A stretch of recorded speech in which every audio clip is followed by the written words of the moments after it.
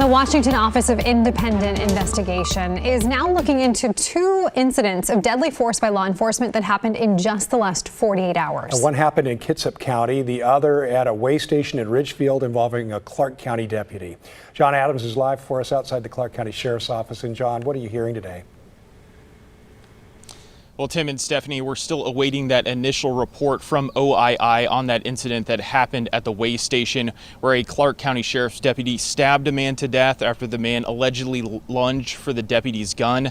Now, OII is still a new agency, but they did release their first full report this week into another incident that happened here in Vancouver. In 2021, Washington lawmakers passed legislation creating the Office of Independent Investigation. The agency is tasked with investigating use of deadly force cases by law enforcement. And the public just wanted independence in the investigation, so someone other than the police agency involved in the case or police agencies that were physically adjacent to or nearby. OII became operational on December 1st, 2024, and responded to its first incident 4 days later outside a Safeway store in Vancouver after a VPD officer became involved in an altercation with 45-year-old Adam Gunderson. Gunderson was shot in the head and died during the struggle.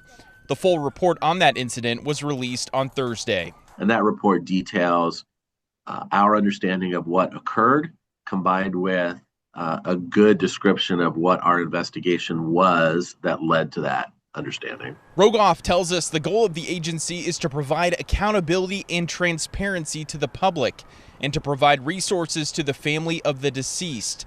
Their findings are not meant to recommend charges, but to lay out the facts for prosecutors. If we as a community can have a shared understanding of what the facts are in a particular case, that goes a long way to building trust and allowing people to decide amongst themselves about what kind of accountability is appropriate. OII currently has 30 investigators and is operational in 12 Washington counties. It says expansion will continue later in 2025 as more employees are hired and resources added. Now back to that deadly force incident that happened at the way station late Wednesday night. I did check with the Clark County Sheriff's Office earlier today. They told me body cam video of the incident is going to be released sometime in the next week, but that full OII investigation report could take 120 days or longer to be completed. Tim, Stephanie, back to you. All right, John, thanks so much for that report.